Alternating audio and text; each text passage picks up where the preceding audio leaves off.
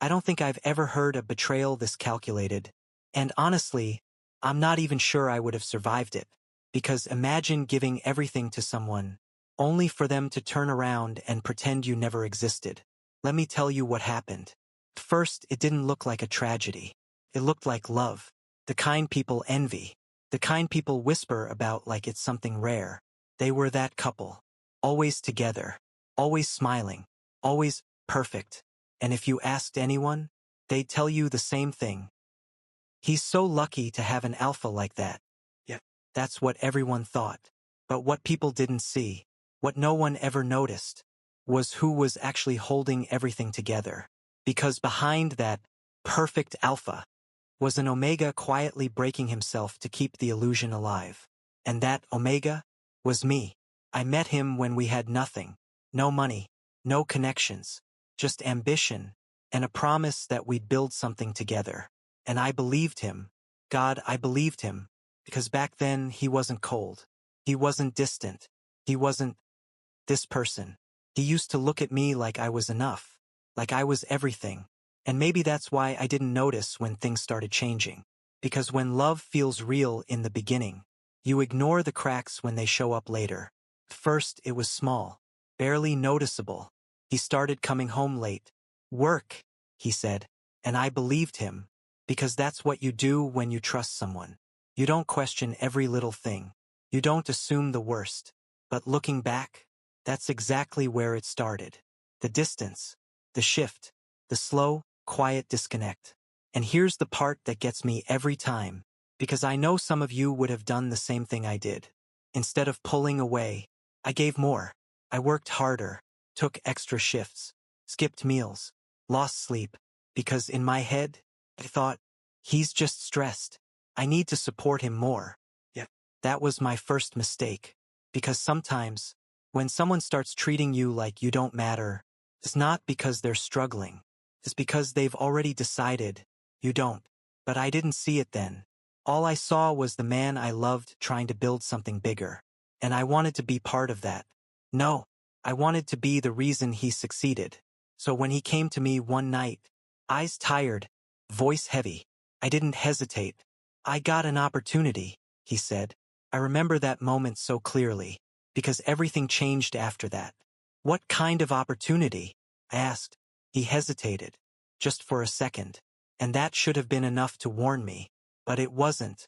A business deal, he said. Something big. But I need capital. Money. Of course it was money. And here's the thing. We didn't have it. At least, not on the surface. But I had been saving. Quietly. Carefully. For years. Not for myself. Not for luxury. But for security. For us. For a future I thought we were building together. You believe in me, right? He asked. That question. That simple, dangerous question. Because when you love someone, you don't hear it as a question. You hear it as a test. And I failed it. I do, I said, without hesitation, without doubt. And just like that, I handed over everything, every savings, every backup plan, every safety net I had built for years, gone, just like that. And the worst part? I wasn't even scared. I was proud, because I thought, this is what love looks like. Sacrifice, support, belief. But now I know better. Because love isn't supposed to leave you with nothing. The business worked. Of course it did. Because I made sure it would. I helped behind the scenes. Connections. Planning. Late nights. Endless effort no one ever saw. And slowly, his name started rising. People noticed him. Praised him. Admired him. He's brilliant. He's unstoppable. He built this from nothing. From nothing. That part always makes me laugh now. Because nothing looked a lot like me. But I stayed quiet. Because I didn't need credit. I just wanted us to succeed. But success has a way of changing people.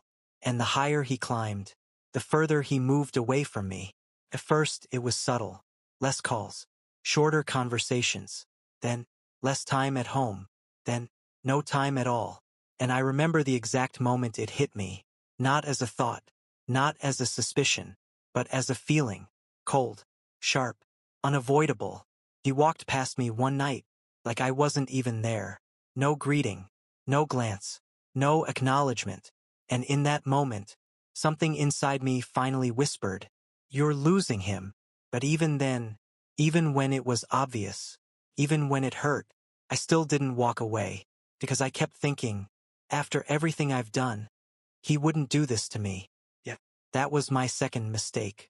Because the truth is, the more you give to the wrong person, the easier it becomes for them to take everything from you.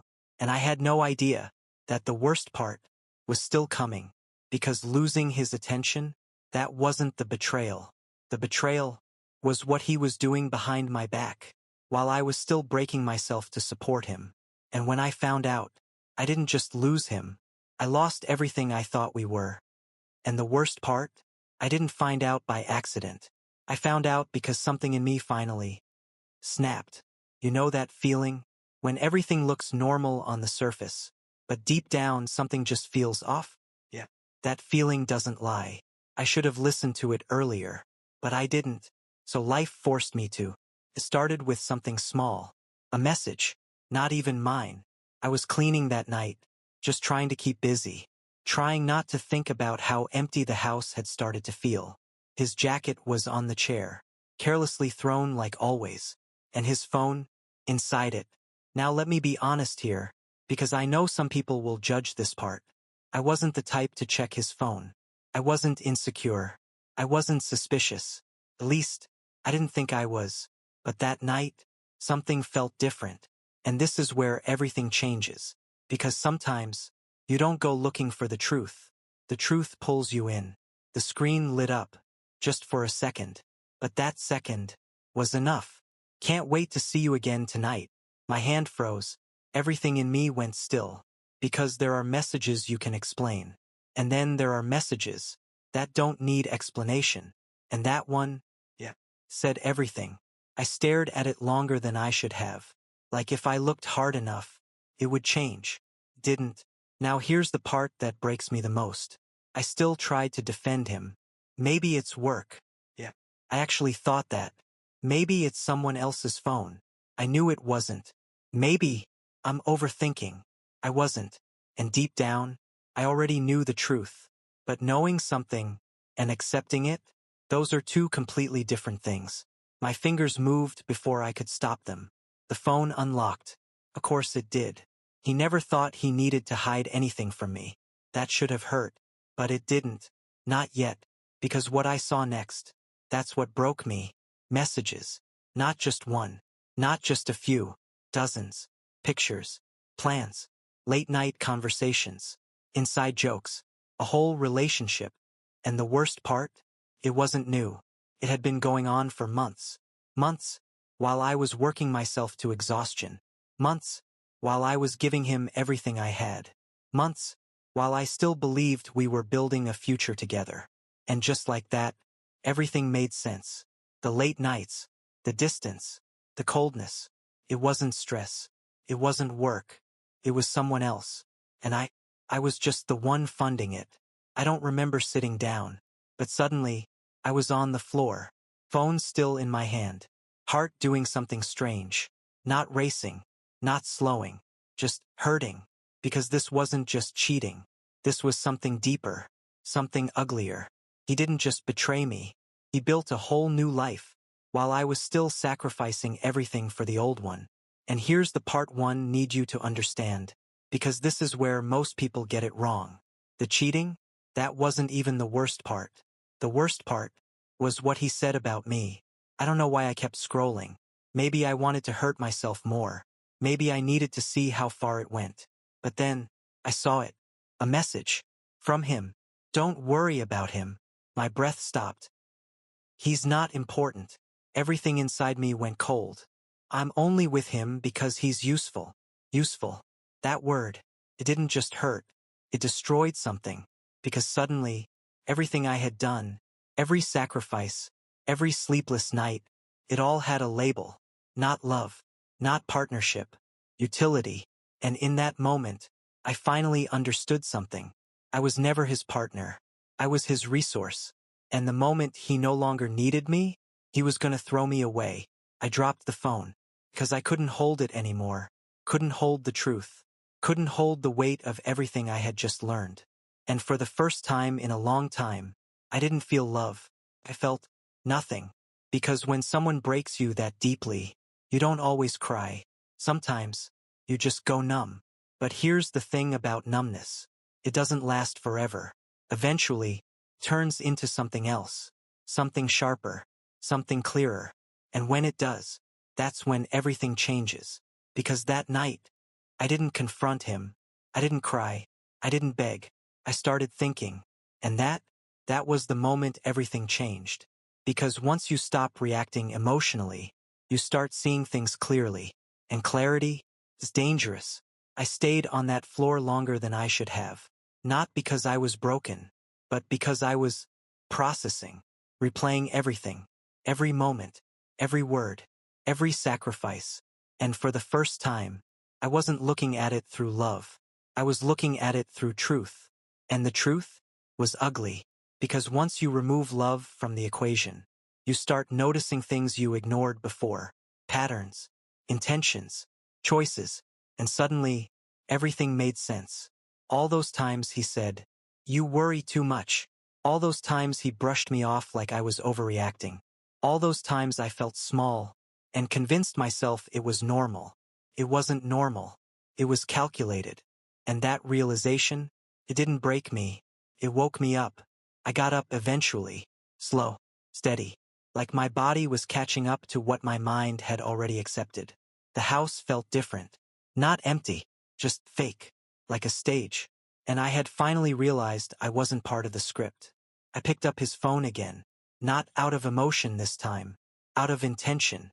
Because if I was going to understand what he had done, I needed to see everything, not just the parts that hurt, all of it. And what I found, it was worse than I thought. This wasn't just a relationship. It was a replacement. He didn't just fall for someone else. He built something with them. Plans. Real plans. Trips. Future investments. Even living arrangements. And the more I read, the clearer it became. He wasn't cheating. He was transitioning. From me, to them. And I was just the bridge. Now let me say something here, because this is important. Most people at this point, they break down, they confront, they scream, they demand answers. But I didn't. And it's not because I'm strong. It's because I finally understood something most people learn too late. You don't confront someone who has already decided to lose you, because they won't fight for you. They'll just lie better. So instead of confronting him, I started observing him. And that changed everything. He came home later that night. Same as always. Same tired act. Same distant energy. "Hey," he said casually, like nothing had changed. Like I hadn't just watched him build another life behind my back. And for the first time, I didn't respond with love. I responded with awareness. "Hey," I said back, calm, too calm. He didn't notice. Of course he didn't. Because people like him, they don't notice shifts. They only notice consequences. He moved around the house like he owned everything, which technically, he thought he did, because everything around him was built on my effort, my sacrifice, my money, and yet, he walked like it was all his. That used to hurt. But now it just made sense. Because in his mind, I was never the foundation. I was just the support. And support is replaceable. We ate in silence that night. Or at least, he ate. I just sat there, watching, listening. And that's when I noticed it. The shift in his tone. The way he spoke. The way he didn't even try anymore. "Busy tomorrow," he said. Didn't even look at me. "Work?" I asked. A pause. Barely noticeable. But I caught it. "Yeah." A lie. So casual. So effortless. And that's when I knew.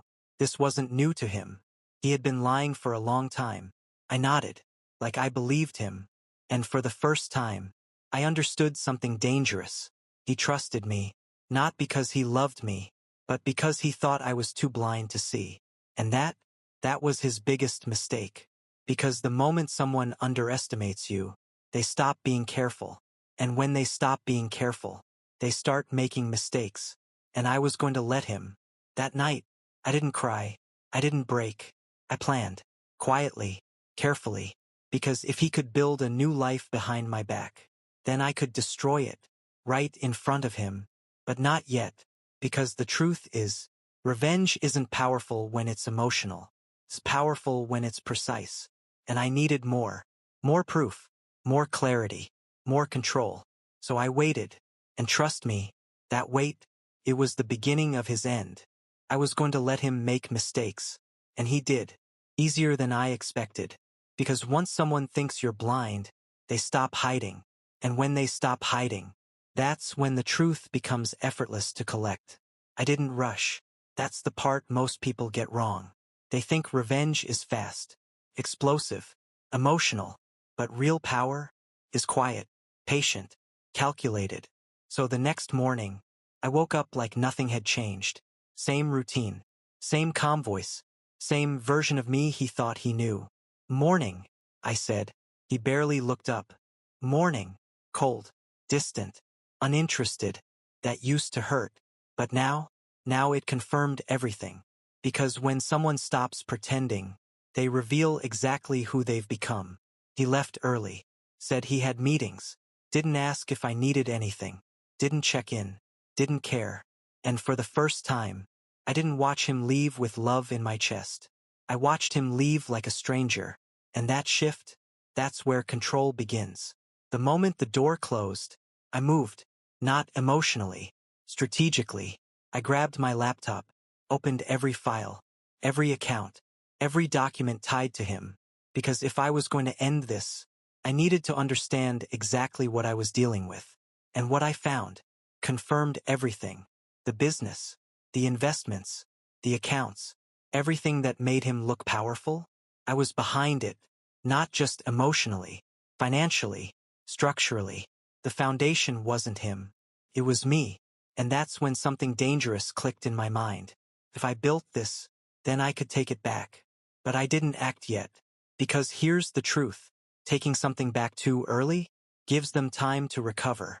And I didn't want him to recover. I wanted him to fall. Completely. So instead, I kept playing my role. The supportive Omega.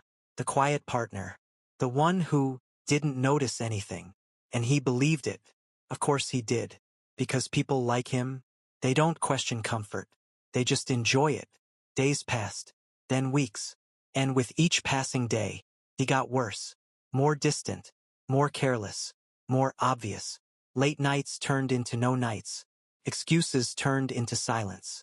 And I kept watching, collecting, learning. Because every move he made was another piece of the end I was building for him. And then, it happened. The moment I had been waiting for. He slipped. Not in a small way. In a way that changed everything. It was a call. He forgot to hang up. Just like that. And sometimes, that's all it takes. One moment. One mistake. To expose everything. I wasn't even trying to listen. But then I heard it. Her voice. Soft. Close. Too close. You said you'd tell him soon. Silence. Then his voice. I will. Calm. Unbothered. I just need a little more time. Time. That word again. How much longer? She asked. A pause.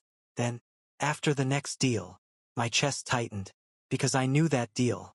I helped build it. I made sure it would succeed. And suddenly, everything became clear. He wasn't just planning to leave me. He was planning to use me, one last time. For the deal. For the money. For the final push. And then, he was going to walk away. Clean. Untouched. Successful. Leaving me with nothing. And that's when it hit me. Not as pain. Not as heartbreak. But as something else. Something sharper. Clarity. Because now, I wasn't guessing anymore. I knew his plan. And if you know someone's plan, you control the ending. I slowly closed the laptop. Sat back. And for the first time since everything started, I smiled. Not out of happiness, but out of understanding. Because he thought he was in control. He thought he had already won. But the truth? He had just handed me everything I needed to destroy him. And this time, I wasn't going to wait. Because the next move was mine. And this time, I wasn't going to wait. Because now I knew everything. his plan, his timeline, his confidence. That last one, that was my biggest advantage. Because when someone thinks they've already won, they stop paying attention. And when they stop paying attention, that's when you take everything from them. I didn't confront him. I didn't warn him. I didn't even change how I acted. That's the part that made it work. I stayed the same. At least, on the outside. Are you going to be home tonight? I asked casually that evening. He didn't even hesitate. Probably late. Work. Another lie. Easy. Effortless. I nodded, like I believed him. And in that moment, he relaxed. Just a little. Because to him, nothing had changed. But everything had. The moment he left, I started. Not with emotion. With precision. I opened every account tied to the business. Every document. Every agreement. Every transaction. And this time, I wasn't reviewing. I was reclaiming. Here's something people don't realize about power. It doesn't always belong to the person in front. Sometimes, it belongs to the person behind the system. And that person was me. I had built everything carefully, quietly, which meant I knew exactly how to undo it. Step by step, I began pulling the foundation out from under him. Not enough to alert him, just enough to weaken everything. Funds were moved, legally, carefully. Assets shifted. Ownership clarified. Because unlike him, I didn't build lies. I built structure. And structure can always be traced back. The more I worked, the clearer everything became. He never really owned anything. He just stood on what I created. And now, I was removing it, piece by piece. Days passed, and he didn't notice. Of course he didn't. He was too busy building his new life. Too distracted. Too confident. Too blind. And that was his downfall. But here's the part one need you to understand. Because this is where everything shifts. I wasn't doing this for revenge anymore. At least, not entirely. I was doing this for myself. Because for the first time, I saw my own worth clearly. And once you see that, you stop begging for respect. You start demanding it. And I was done being useful. I was done being support. I was done being invisible. So I kept going. Until there was nothing left for him to stand on. Then, I waited. Because timing is everything. And his big deal? It was coming. The one he was planning to use before leaving me. The one he thought would secure his future. The one I helped build. Yeah, that one. The day arrived faster than I expected. He was different that morning. More focused. More energized. Almost excited. Big day, he said. I looked at him. Really looked at him. And for the first time, I didn't see someone I loved. I saw someone who had underestimated me. Good luck, I said. And I meant it. Because he was going to need it. He left with confidence. With certainty. With the belief that everything was going according to his plan. But the truth? His plan ended the moment I found out the truth. And as soon as the door closed, I made one final move. The one that would change everything. The one he would never recover from. Because when he walked into that deal, he wasn't walking in as the man in control. He was walking in as someone who had already lost everything, and just didn't know it yet. And when the truth finally hit him, it wouldn't just hurt, it would destroy him. Because this time, I wasn't the one being erased. He was. And the moment it happened, I wasn't even there. That's the part that makes it almost poetic. For months, I had been present in everything he built. Every decision, every step, every success. But when everything collapsed, I chose not to watch. Because I didn't need to. I already knew how it would end. It started exactly where he thought he would win. The meeting. The big deal. The moment he believed would secure his future. With her. But instead, it exposed everything. Because when he sat down across from those investors, confident, prepared, certain, the numbers didn't match. The accounts didn't align. The ownership wasn't his. And just like that, the illusion broke. Now imagine that moment. Because I've replayed it in my head more times than I can count. The confusion, the shift in tone, the realization creeping in slowly, then all at once. Because success built on someone else's foundation doesn't survive when that foundation is removed. And I removed everything. Legally, carefully, completely. By the time he tried to explain, it was too late, because the truth doesn't need explanation. It just needs exposure. The deal collapsed. Not quietly, not gently, completely. And with it, everything else followed. Investors pulled back. Partners questioned him. Doubts spread. Because once credibility cracks, it doesn't take much for everything else to fall apart. And him? He panicked. Of course he did. Because for the first time, he wasn't in control. And that's when he came back. Not as the confident man who walked out that morning, but as someone desperate, broken, afraid. I was home when he arrived. Exactly where he left me, but not who he left behind. The door opened hard. "What did you do?" His voice, loud, shaken, unfamiliar. I didn't flinch. I didn't move. I just looked at him, calm. And for the first time, he saw it. Not confusion, not pain, control. "I fixed something," I said quietly. He stared at me, like he was seeing me for the first time. "Fix? You ruined everything," he snapped. I tilted my head slightly. "Everything," I repeated. A pause, because even he heard it. The weight behind that word. Everything. "You mean the business I built?"